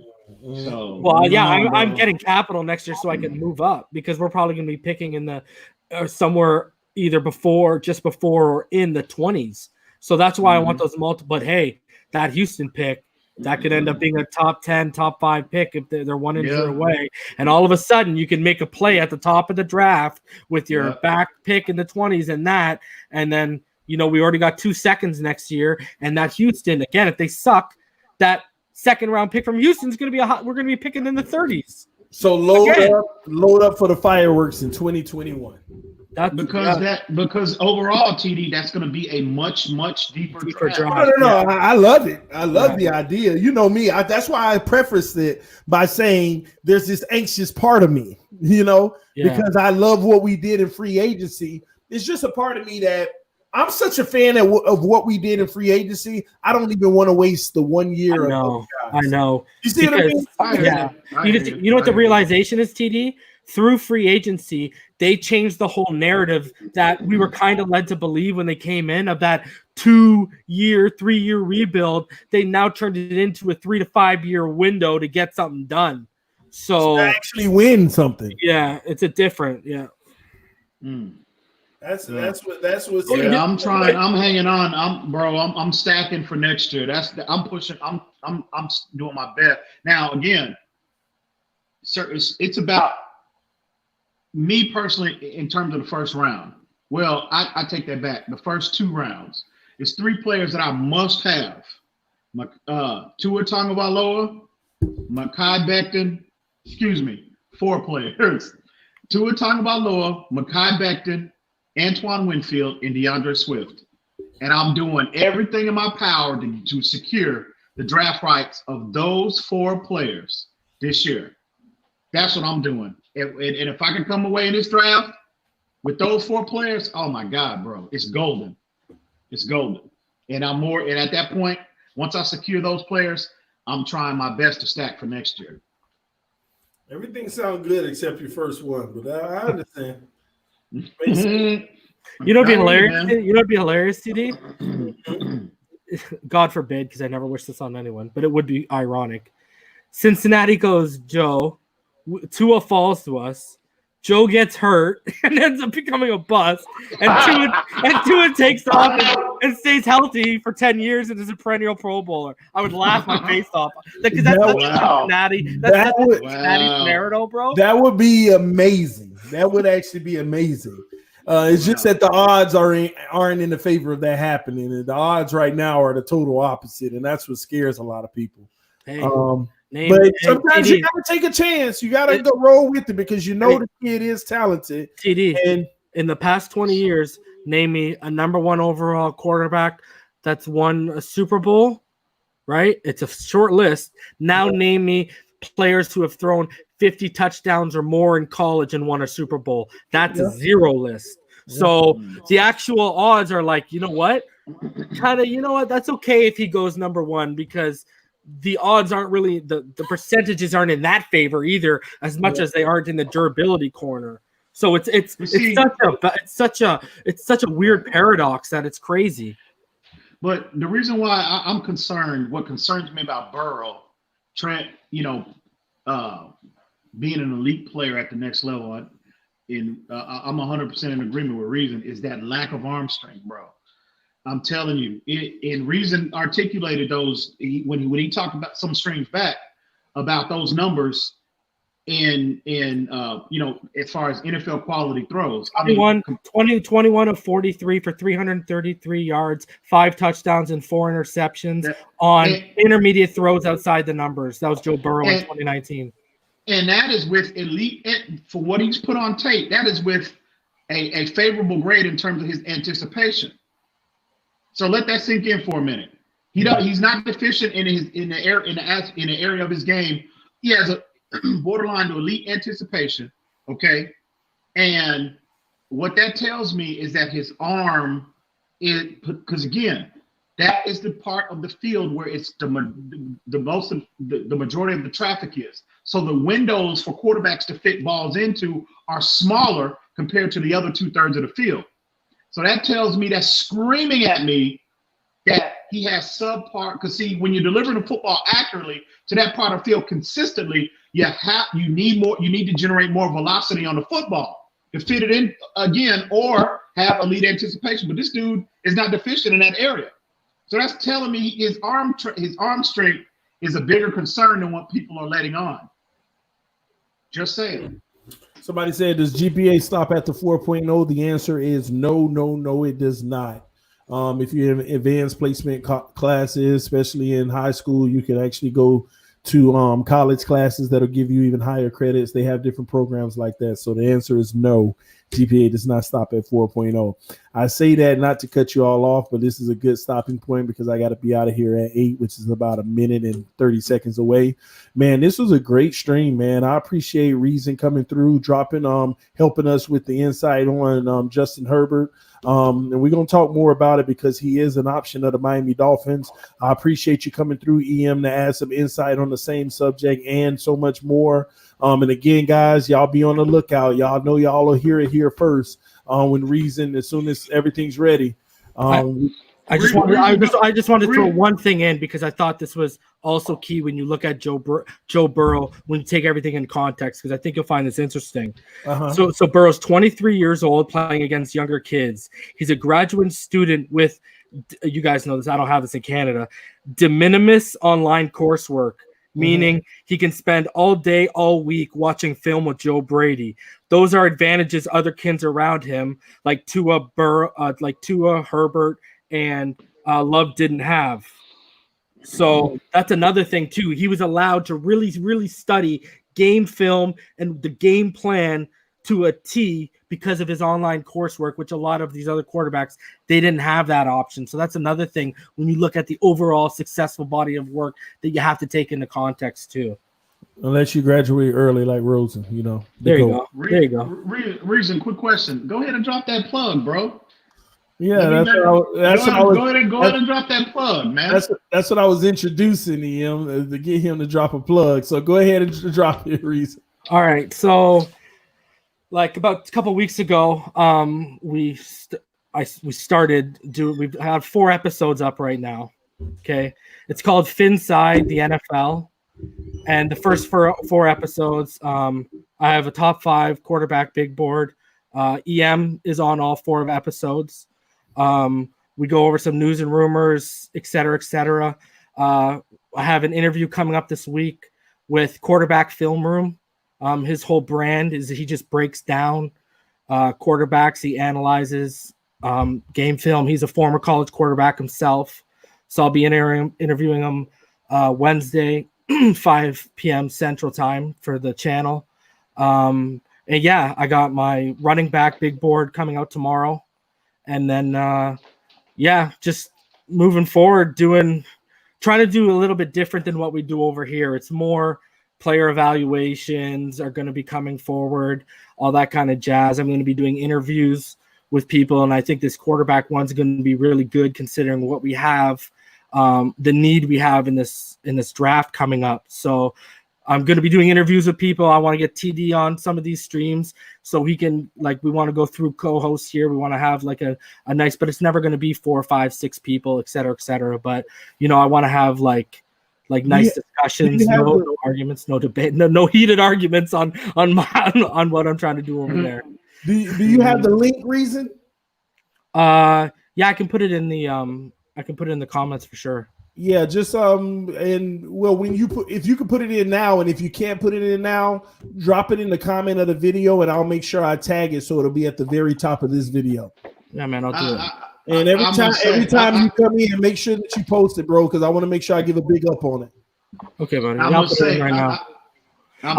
We've kind of kept on the low. I've been trying to build up content. You know what I'm saying? I didn't even really want to drop a plug until after this quarterback interview was done, because I just wanted to build up content so people could come in. They're all an hour and under. We're not doing 3 or 4 hour shows over there. So I must say it's nothing but dimes on that channel.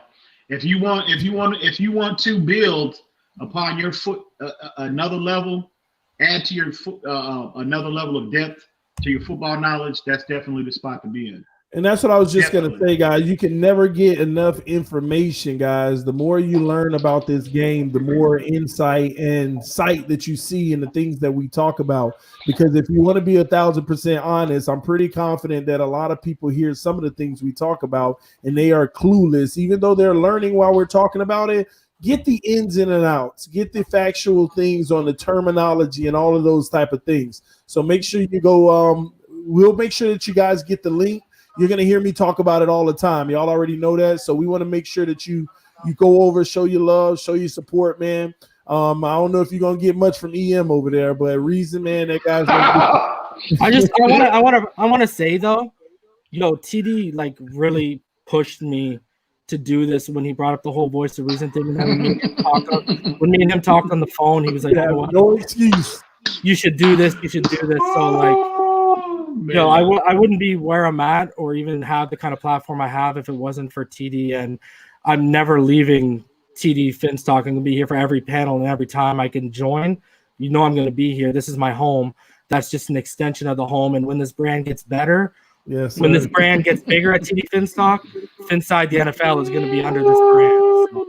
Hey, I wish TM could say the exact opposite of that, man. But no, real talk for reason, man. I wish you the best of luck. You already know I've been trying to get you to go, and I'm happy that you're actually taking that step, man. Because it's gonna really be a joy to watch you talk your talk, and you and EM be able to put something out that's yours that people can appreciate, because that's why I always say it's not always about what I believe. You got to hear different perspectives to ultimately understand this game.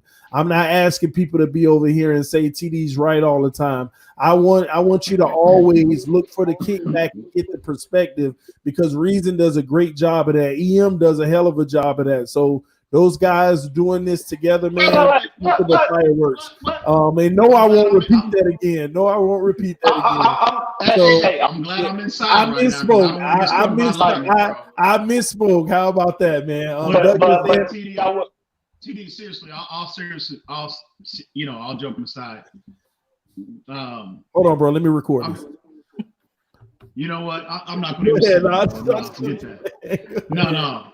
Hey, TD. You know, nothing but immense respect for you, bro. I know, again, it might look like, we kind of touched on this yesterday, but to the outside, the people outside looking in, it might look like we're not aligned, and we might be adversarial to each other, but that's totally not the case. It's just passion, but nothing but immense respect for you is what you're doing here, bro. You know me. I told you from jump, bro, and I told Reason this as well.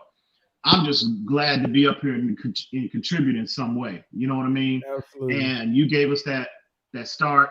You gave us that voice, that initial voice, and I will be forever indebted to you for that reason. And hey, now y'all again, your level. You know. Well, no, I'm not gonna say that, bro. I'll reserve that for another show. But yeah, bro, we just immense respect for you, what you're doing, bro. And number one, as a man, family man that you are, bro, and just nothing but respect for you and appreciation and to you, man. So yeah, again. And now you guys have a huge responsibility to continue to go hard and go after it every chance you get, and give the people what they need, not what they want, but what they need, man. So y'all had that responsibility, and I look forward to come on over there, telling you you're wrong, telling you you're right, and y'all already know. But I want everyone to know. Hey, everyone, for the draft, we will be on TD Fin. Like me and EM, we're going to be here. This is our home. We're going to be on TD. Hold on, Reason. I invited you, Reason. I ain't invited anybody else. You put names out there, Reason. I'm just kidding. EM is welcome. EM is welcome on the draft stream after the fifth pick. Okay. Maybe. Yo, TD, you don't want that reaction. You don't want that reaction if they don't. TD, you're telling me you don't want that clip if Tua's on the board and they don't go Tua? You want that clip on your channel, bro? Okay. I'm gonna take the gun out, and it's gonna be on the rest of the stream.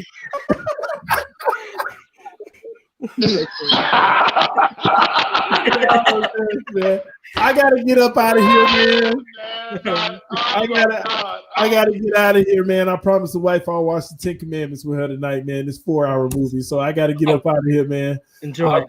I appreciate y'all love and support, man. I'm in debt to y'all. Trust me when I tell y'all that.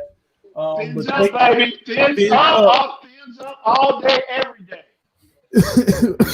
See, you got me coughing, man. People gonna think it's something. But anyway, I'm good. I got to get up out of here. I'll see y'all soon, man. I love y'all. Appreciate y'all. All right, y'all be good. All right, to man, too. everybody else, man, again, this is real talk, man. Y'all make sure y'all go show those brothers some love because they've been down for me since I met them, okay? And that's just real talk. They've been down for me. They talk, behind the scenes, backstage, when we're talking on the phone and stuff. These guys ride with me. They help me. They send me stuff. And all we can do is show our love. They're a huge face of TD Phins Talk. So when it's an opportunity for them to do something that they can call theirs, I want to make sure that our family over here, that we branch out and we show the real love. Not that fake love, not that, oh, I'm only doing it because of TD. I'm talking about giving them real chances, listening to what they got to say and enjoying that platform. And that's real talk, man. So if you're really down with TD Phins Talk, you're down with his family as well. And Reason and EM, Insanity, Ball Game, all of them, Esteban, everybody, y'all already know. Everybody, okay, is down with mine. And you're right, Cloud Life. He said, earn your keep, 100. That's right. And I think that these two guys will, though. That's the difference. I understand they have to earn it, but these guys will. And I really do believe that they will, all right? So this is TD Phins Talk, home of the real Miami Dolphin fans. And one more time before I go to that hater that wrote me, I love you. Bow, bow, bow, bow, bow. I'll check y'all out later, man. This TD Phins Talk, home of the real Miami Dolphin fans. See you soon. Peace from the east on the streets. I don't want no beef because I eat. See, man, y'all ain't ready for these bars, man. I'm going to give it to you. I'm out, y'all. Peace.